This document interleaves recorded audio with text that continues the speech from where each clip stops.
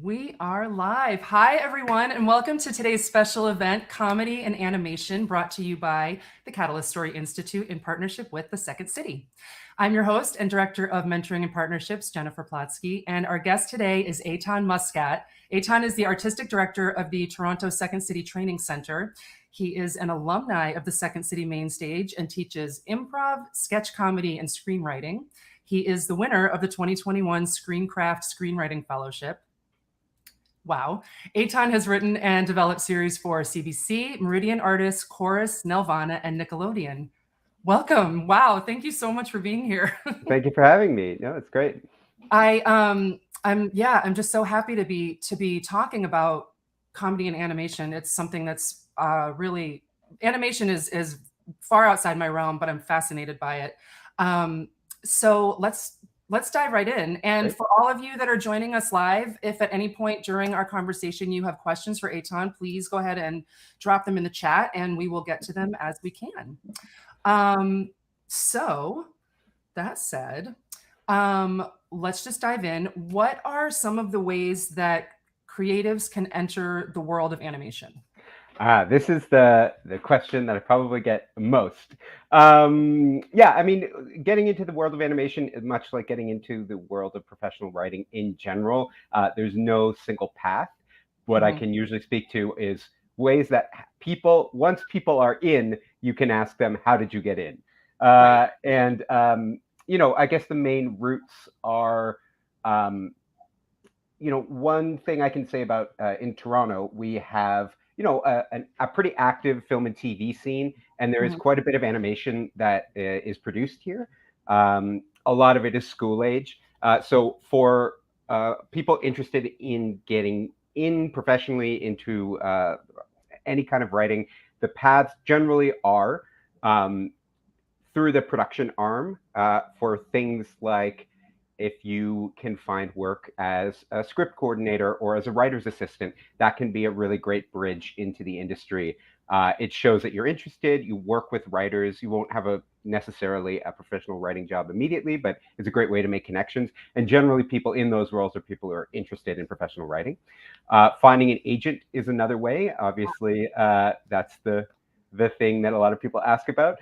Generally speaking, there's a whole world online of how to approach agents. Most of the time, agents want to know that you're serious, that you have some experience, and that you've done some things. This is that old catch-22 of you need experience to get an agent, but you need an agent to get experience. But there are all kinds of ways to develop as a writer before approaching an agent. If you've written some plays, if you've won some competitions, if you've self-produced any work, those are great ways to kind of increase your appeal as a potential client for an agent. So when you do something like querying, which is when you basically write a letter of introduction to an agent, you have some things you can put on there to attract their interest.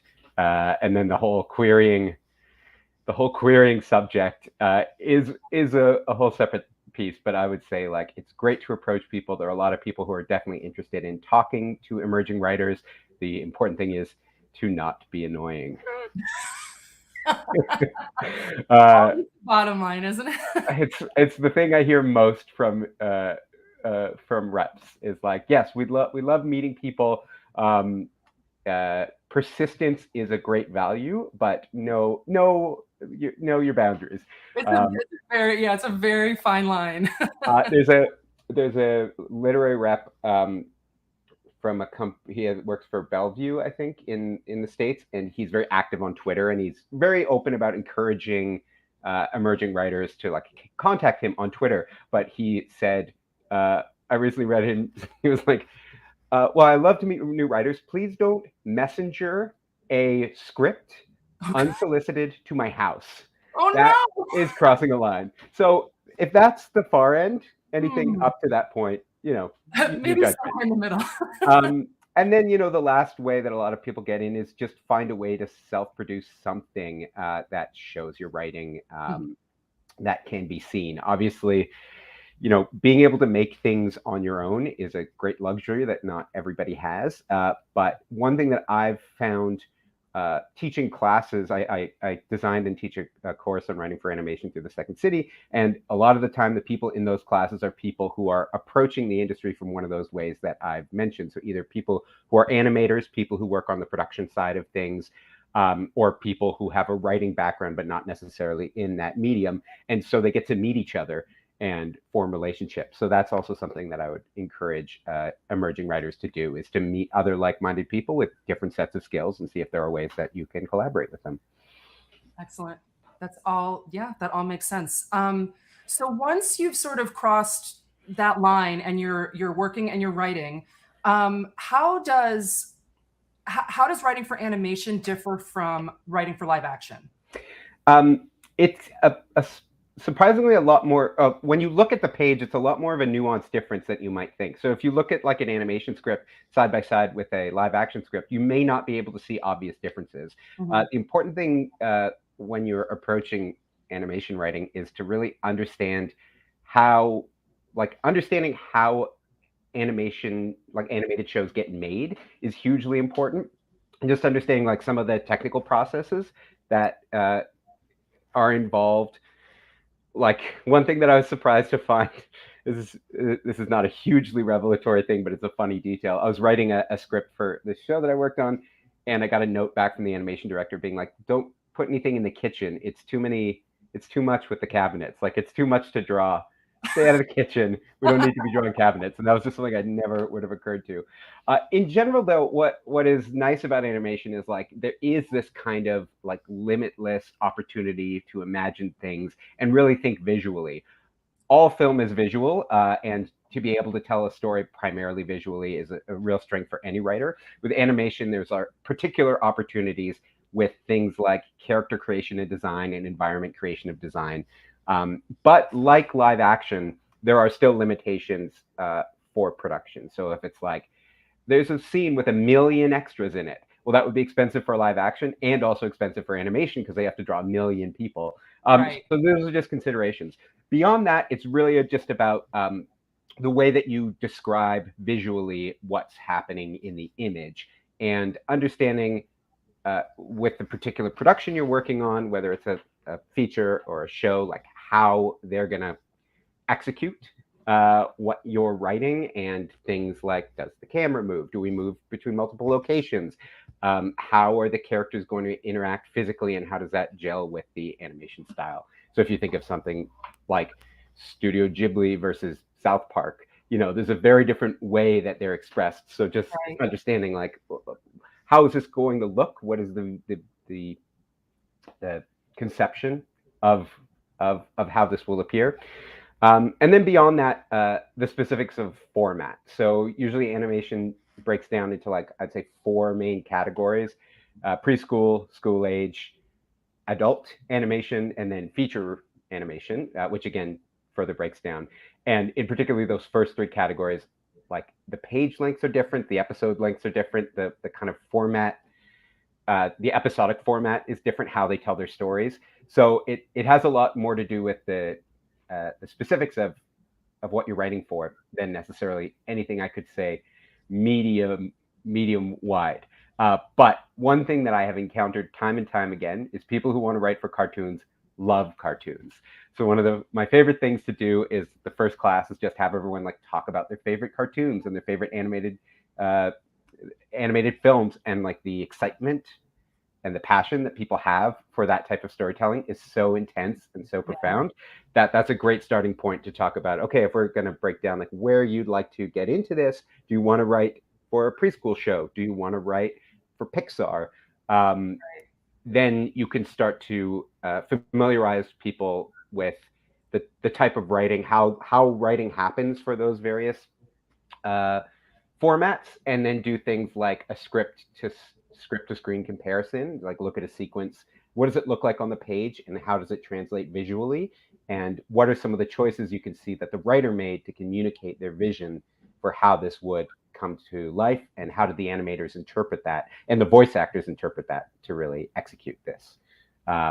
So yeah, those are some of the things that I would recommend writers do when they're thinking about what they want to write. Yeah. That's fascinating. So you're touching on this a little bit. it's how does the writer's place fall into the pipeline? Is it something where it's everything's happening as you go? Are you writing first? Is it, you know what I mean? And does it vary with each project? Yeah, it varies more for the type of project you're working on. So I will say TV and features are very different in this respect. And then within TV, there's two very different ways of doing it. So I'll start, I'll work my way up in length. For most I would say like preschool and school age shows, everything is very segmented. And generally, as a writer, you may only meet one other person who works on the show. Because there's Wow. not usually a writer's room. There's usually what's called a writer's summit, where the writers will get together some of the writers and key creatives will get together at the beginning of the season and sort of discuss their goals. And from there on, everything is very kind of individual and remote. So you're probably only talking to, I'm going to use a term here that is inevitably confusing. For some reason in the animation world, the equivalent of a showrunner is called a story editor. Of course, in live action, a story editor is like a junior position in the writing room. So I don't know why they use the same term, but they do. So for an animated project, the story editor. People, that was why. Just to confuse people. So they're the person who oversees the writing team. So as a writer, you're basically you're pitching springboards to the story editor, and the story editor is bringing them up to the execs and maybe the creator and maybe other key creatives like animation directors, and getting those premises approved. And then you're basically going back and forth with the story editor, developing, outline, and then through your drafts, kind of one-on-one and talking it through. But you're working quite independently. You send off your whatever version you're working on. So it's usually 4 stages: outline, first draft, second draft, polished draft. You send it off, you get notes back, you talk through the notes with the story editor, and then you submit the subsequent draft. Once you submit your polished draft, you're done, and you don't see or hear from anyone again until the show comes out. No way. So like after the writing process, the voice actors come in. They're also very isolated a lot of the time for the rest of the process. They might just record, like you might be a main character, but record all your dialogue in a couple days, and then you're done. And then it moves on to animation. So animators almost always use the voice recording as an animation reference. So then that happens, and then all the rest of post-production, editing, color correction, sound, music, Foley, et cetera, and then it's delivered. So you're kind of on the earlier, like after development happens, you're on the earlier end of things, and then a lot happens after you're done that you're not necessarily involved in. So that is a strange reality of writing for most animated shows. The exception to that is for a lot of adult animation is like Writers Guild. And the difference there is that you have a writer's room, which you didn't traditionally have in animation. So you go in, you meet, you work in a room, you pitch ideas, you break story as a group. And sometimes you'll get to interact in other ways, like you would on a live action show. You might get to go to voice recording. You might get to be involved, give suggestions in the animation process. It's a lot more integrated because it's a different category of writing. Whereas writing, like you might see this online, there's like a big push to get animation writers compensated in the way that Writers Guild writers are. So for, like I say, as there's a burgeoning industry of adult animation, a lot of those shows are Writers Guild, so they have a much different experience, which I think is a lot more like the way you'd experience being a writer on a live action show, particularly a comedy show, where like bouncing ideas and riffing and having input from the cast is a big part of the process. Wow. And then the third category, which again is very different, is if you're writing for like a studio animated feature, where a lot of the time the story team and the animation team are much more integrated, and the development process of a story is continuous throughout the process. Like it's pretty rare that a writer will just like write a screenplay, deliver it, and then peace out, and then they'll just go animate it. Right. Like when you think about how Pixar works, like their story team, when you see the story by credit, it's usually some combination of the Pixar brain trust of their rotating animation directors, and then usually an additional screenwriter who they've brought in to do the kind of like the actual polishing of the dialogue and structure work and all that sort of stuff.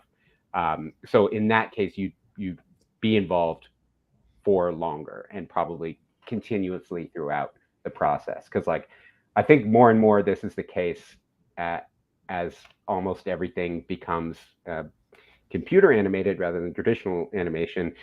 They can continue to make changes right through the process before they have to lock it. Whereas in traditional 2D animation, like you're not going to animate a lot of sequences and then cut them. You kind of decide beforehand what's going into it. But now they can continue to tweak and fix things right up until they're like this was a few years ago, but I had a friend who worked in compositing, and he said, oh, we got notes from the studio that this one character wasn't testing well. So we had to remove a character from the entire film. And that happened quite far in. They were already rendering the project, but they would just like remove the character model and reframe the shots and redid the movie. You know, they can do that now when like somebody's in a movie and they are maybe not so good and they don't want to have them in the movie. They just like they paint them out and put somebody else in. I'm not going to name names, but an example. Yes. Yeah. So they can do that. So yeah, that is just like just because of the process and the technology being used, a very different experience. Now, these are broad generalizations. There are all kinds of exceptions. Like if you think about something like South Park, they make an episode in like a week. So and that's a very integrated story team. Like the animators and the writers are working all together. So it's just like, hey, something happened. Let's put it in an episode of South Park. Great, let's do it this week, and then it comes out. And that's the benefit of having such a simple style of animation that is relative. I always wonder that about South Park. I'm like, man, it happens, and then you're watching it on South Park. It is like, it's pretty fascinating because that's something you think about when you're writing a Second City show. Usually, it runs for 6-8 months. So you have to write material that's going to be relevant for that long. So you can't write the news cycle in the same way as like SNL or like the late night shows, which can turn over material daily or weekly.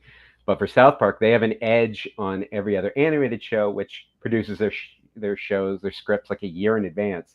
For South Park, they can write to the news in a much more immediate way because they have such a efficient pipeline that they can turn things around really quick. It's mind-blowing. Yeah, it really is when you see like the speed of other shows versus the speed of that show. It's a huge difference and like totally changes the approach to making that show. Wow. So I want to back up just a little bit because you started to talk about this earlier. We were talking about youth-focused animation versus adult comedy. So you were talking about different writing styles and structures. So if you can just elaborate, how are those two worlds different? Yeah.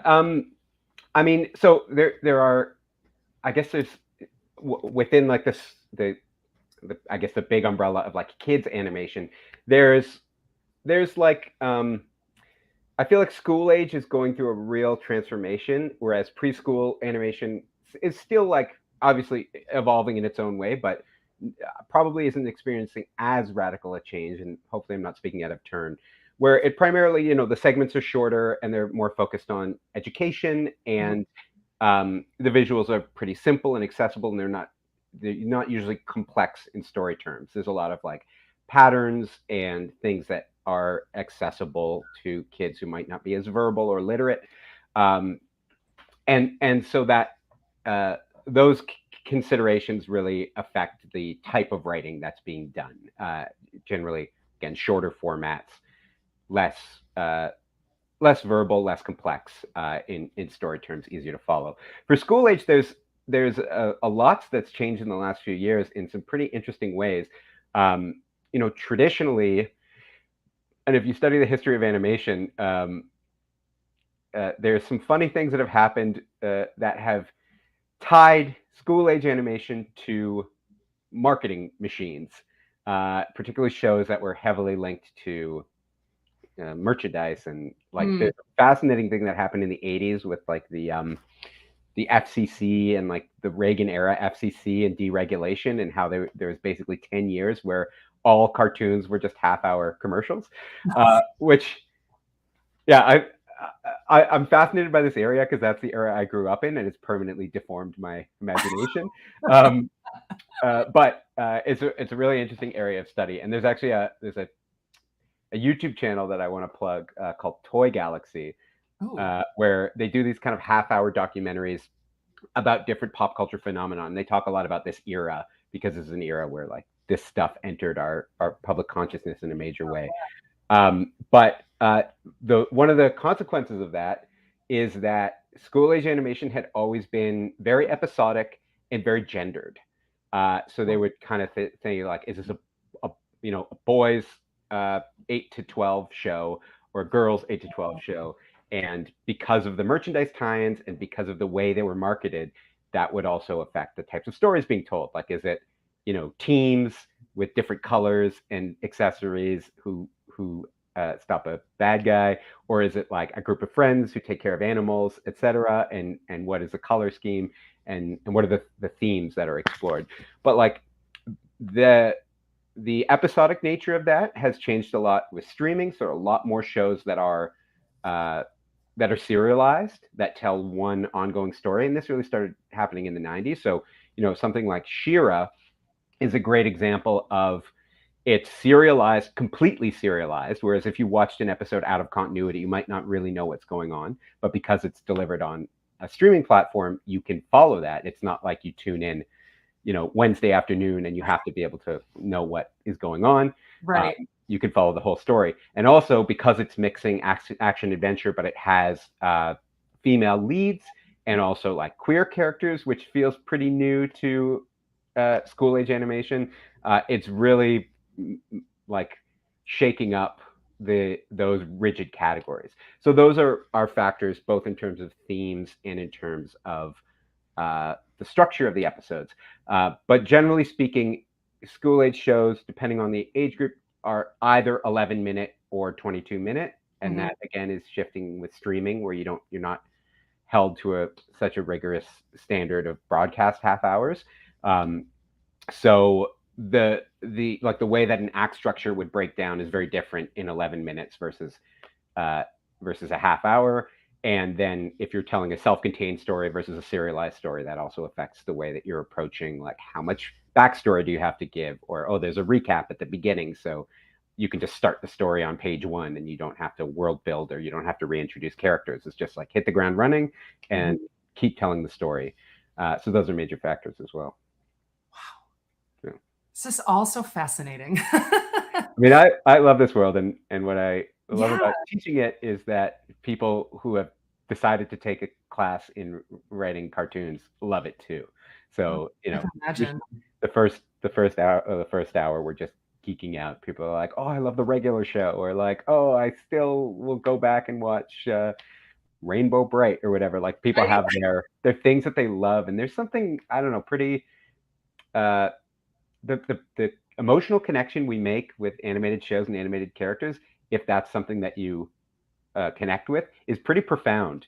And like the kind of the way that these stories enter our minds and the relationships we build with these characters, it has something that is special, that is different from the way we connect to live action shows, which is powerful in its own way. But yeah, I think one thing that I think draws people to this world is that part of it, that if you immerse yourself in this world, you bond with these characters, and as much as there are technical possibilities of the types of stories you can tell because of the possibilities of animation, it's really that experience that people really lock into.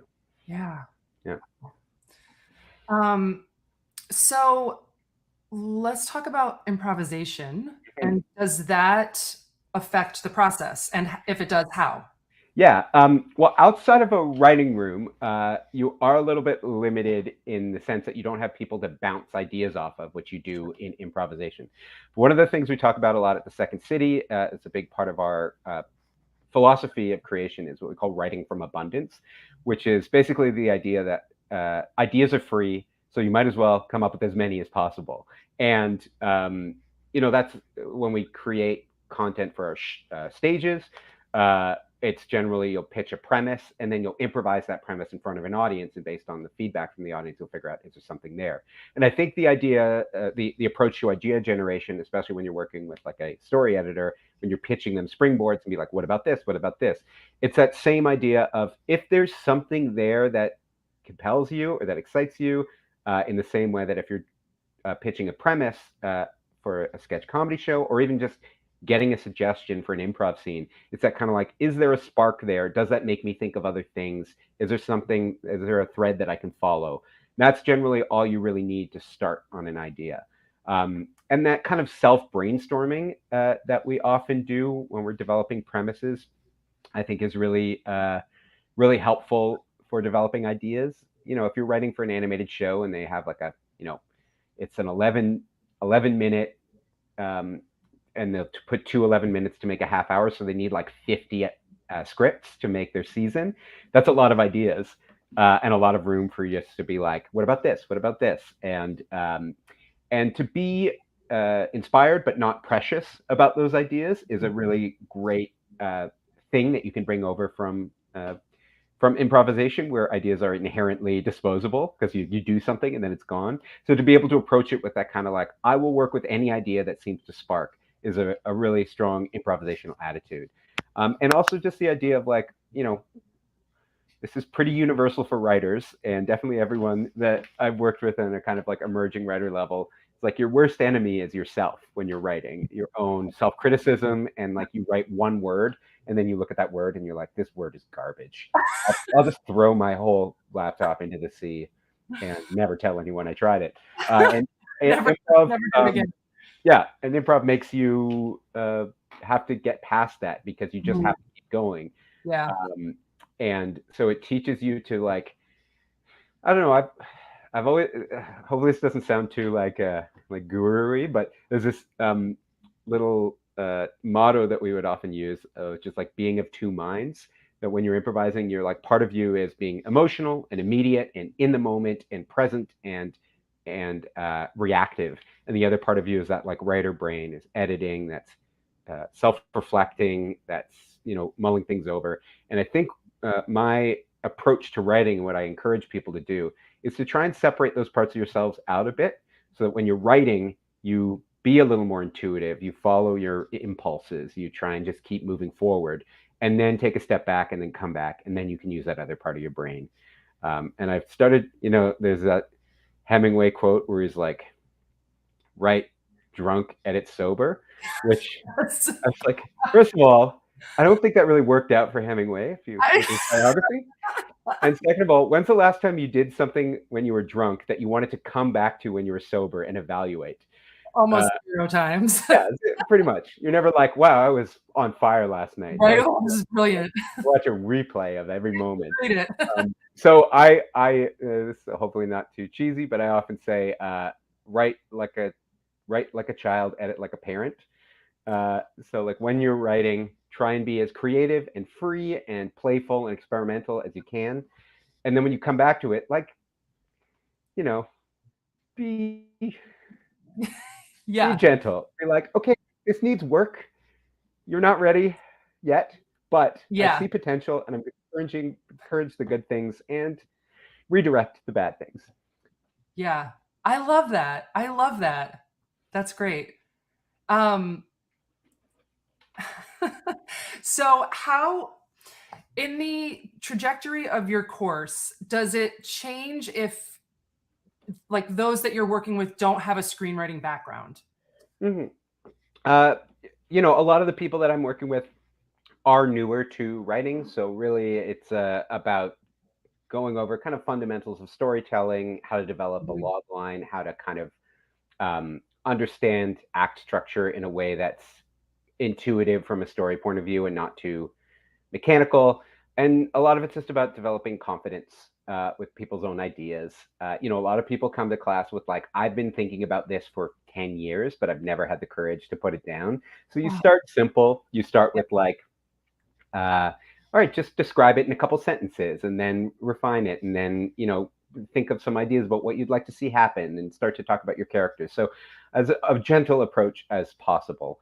And then sometimes I'll get a real stacked deck of a class and people are really strong, and you end up with everybody generating a piece of writing, like at least a first draft of a piece of writing within like a 7-week class, which is amazing and not always possible, but if people are inspired and there's some confidence and they have some time, it can happen. But yeah, because animation writing is really an extension of screenwriting or a specific application, I start with the same fundamentals, and I start by building up the same kind of understanding of story and looking at how story functions, and reinforce that people already know a lot of the rules intuitively just by watching movies and telling stories and watching TV shows.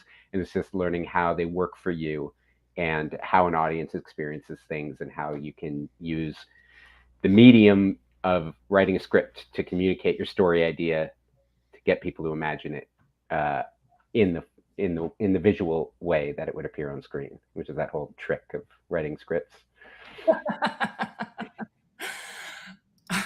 Excellent. So for anyone that's watching, if you have any questions, we are nearing the final question here. So if you have anything that you want to ask, please drop it in the comment section. We haven't had any questions come in, which means one of two things. You've either aced this interview and you've answered everything brilliantly and perfectly, or I've clicked a button and we can't see the questions. Okay. Just kidding. So with that said, you talked a little bit about this in the beginning, but if you have any other advice that you would give creators, who are interested in pursuing a career in animation, comedy, all of the things that we've been talking about, what would that be? I think the best advice I can give is spend some time watching the kinds of things you'd like to write.